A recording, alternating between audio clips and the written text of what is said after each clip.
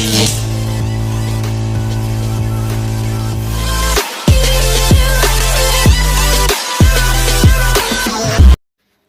আলাইকুম।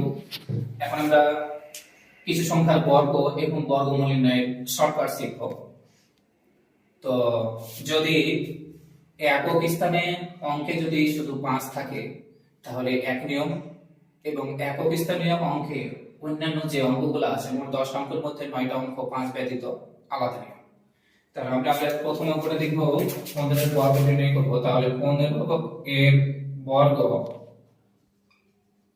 সমান হচ্ছে একক স্থানে অঙ্কে আছে 5, তাহলে 5 এর 5 এ 5 এ 25 বসাই দেব। এখন দেখব একক দশক স্থানে অঙ্কতে আছে কি 1, তাহলে 1 বসাই দেব, আর 1 এর সাথে তার পরবর্তী অঙ্ক গুণ করব। তাহলে 1 এর পরবর্তী অঙ্ক কত? 2, তাহলে 2 এর 2, তাহলে এখানে 2 বসাই দিলি আবার 15 এর বর্গ পেয়ে যাব।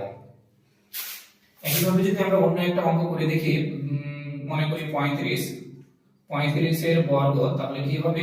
একক স্থানে অঙ্ক আছে 5, তাহলে একক স্থানে অঙ্ক যদি 5 থাকে তাহলে একই নিয়ম আমরা করব। 5 এর বর্গ করলে 25, এবং এখানে আছে 3, তাহলে 3 আর 3 এর পরবর্তী সংখ্যা কত?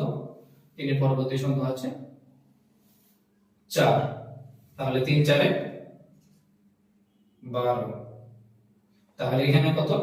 12 বসাই দেব। তাহলে 15 এবং 35 এর বর্গ এভাবে আমরা করে ফেলব। একক স্থানে অঙ্কে এরকম ভাবে আমরা করতে পারি 75 85, এভাবে আমরা এক এক করে প্র্যাকটিস করব। এবার আমরা চলে যাব খ নম্বরে। খ নম্বরে হচ্ছে 27। তাহলে খ নম্বরে উত্তর করার জন্য 27 এর বর্গ নির্ণয় করার জন্য দেখি, তাহলে এখানে আমার যদি একক স্থানে অঙ্ক থাকে 5 তাহলে এক নিয়ম খাটাবো, আর যদি একক স্থানে অঙ্কে 5 ব্যতীত অন্য সংখ্যা থাকে তাহলে আমাদের একটা সূত্র মনে রাখতে হবে, a + b হোল স্কয়ার। এই সূত্রটা a² + 2ab + b²। একক স্থানে অঙ্ককে মনে করবে a, আর দশক স্থানে অঙ্ককে মনে করব b।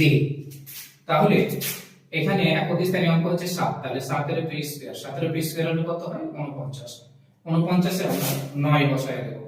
তাহলে 49 এর 9 বসায় দিলাম, হাতে থাকলো 4 প্লাস 2a, a বলতে কত? 7, b বলতে কত? 2, তাহলে 7 দুগুণা 14, 14 দুগুণা 28, আর এখানে হাতে ছিল 4, তাহলে 28 আর 4 যোগ করলে কত হবে? 32, 32 এর 2 বসায় দেব। একইভাবে প্লাস b² বলতে 2 এর b², আর 2 এর b² হবে কত? 4, এখানে ছিল 3, 4 আর 3 যোগ করলে হবে 7, এটা হচ্ছে 7। তাহলে 27 এর বর্গ হচ্ছে 729।